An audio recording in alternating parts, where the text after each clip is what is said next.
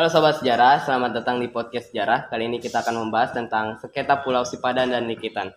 Kali ini saya bersama narasumber saya yang bernama Maria Hoirunisa Solikin beserta Afdal Farezi. Halo. Jadi benar nggak sih dulu itu Indonesia itu dengan Malaysia mempunyai sengketa Pulau Sipadan dan Likitan? Benar. Boleh dijelasin sedikit gak? Boleh. Mungkin aku akan jelasin tahunnya ya, kapan terjadi tahun sengketa Sipadan sama Likitan itu. Nah, untuk konflik antara Indonesia sama Malaysia itu tuh udah terjadi pada tahun 1969. Nah, itu tuh udah mulai mencuatnya, udah mulai meningkat tuh mencuat karena kan udah lama juga kan. Itu mencuatnya tuh pada tahun 1990-an. Nah, jadi alasan kenapa sengketa itu bisa terjadi, dulu waktu masih zaman penjajahan Belanda, daerah tersebut merupakan daerah otonom milik Hindia Belanda. Nah, di situ Indonesia menganggap bahwa daerah tersebut merupakan bagian dari Indonesia sebagai hak waris. Namun saja itu berubah waktu datangnya Jepang kan. Nah, sedangkan untuk Malaysia, hal itu berdasarkan bahwa daerah tersebut dulunya juga merupakan daerah milik kekuasaan daerah kekuasaan Inggris. Nah, namun karena daerah tersebut sudah lama tertinggal, jadi sekarang kita bingung nih, yang sebenarnya punya daerah ini itu Indonesia apa Malaysia? Karena dua-duanya menganggap bahwa keduanya memiliki hak waris.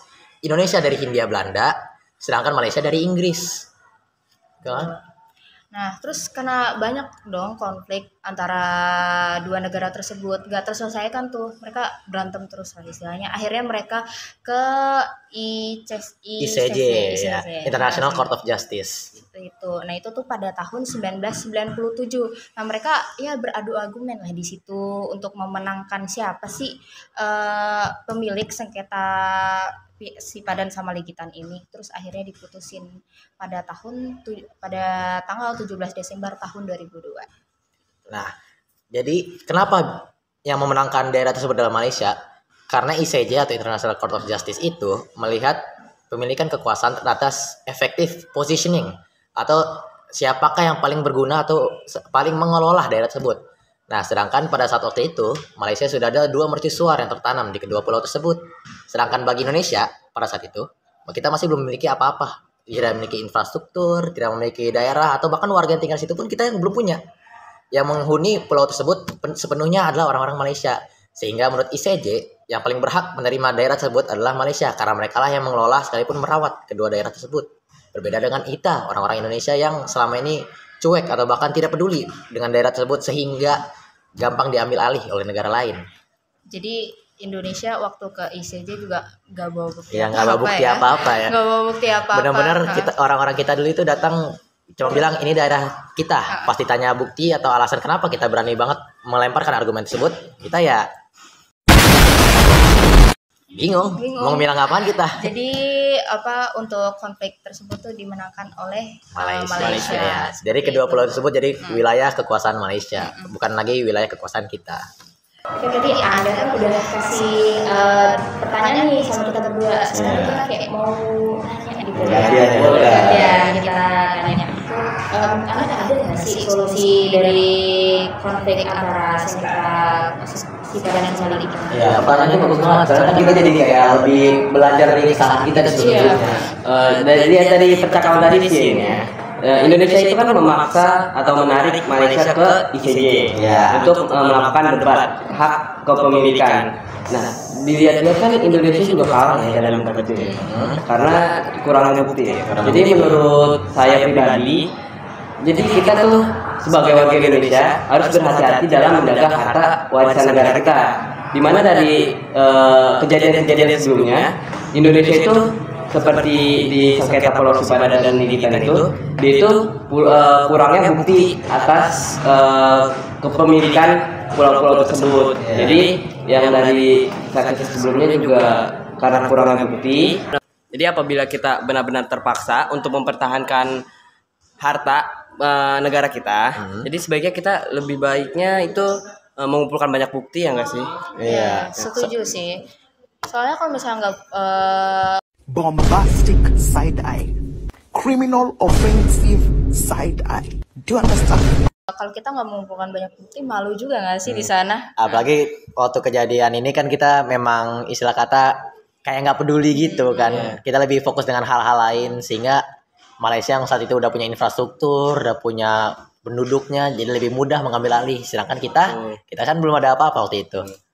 Jadi sebaiknya kita perlu banyak bukti untuk memenangkan atau mempertahankan kembali tentang hak milik kita. Halo Sobat Sejarah, sebelumnya kita sudah mengetahui atau mendengar cerita tentang sengketa Pulau Sipadan dan Likitan dari narasumber sebelumnya, yaitu Maria dan Afdal.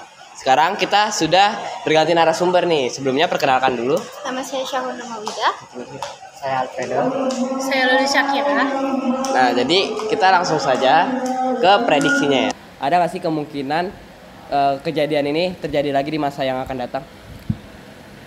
Menurut saya prediksinya yaitu Indonesia akan lebih waspada terhadap wilayah-wilayah terluar lainnya seperti Pulau Miangas, Ambalat dan apa ya?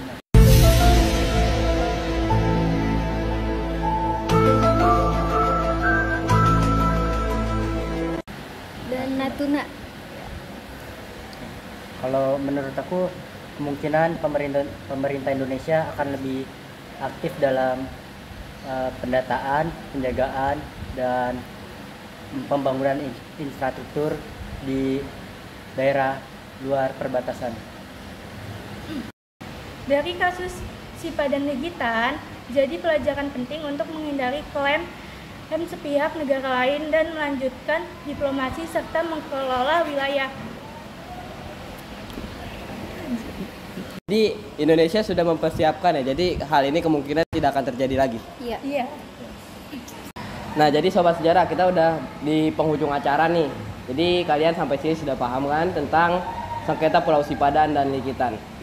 Semoga apa yang kita sampaikan bisa dimengerti oleh kalian. Sampai bertemu di podcast Sobat Sejarah selanjutnya. Bye-bye.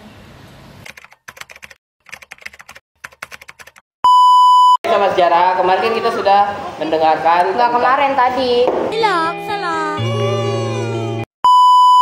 itu sudah menceritakan tentang sengketa Pulau Sinaga dan Likitan. Sipadan. Oh iya. Mengelola wilayah. Jadi pemberontak. Ada apa lu? Jadi udah waduh ya kawan.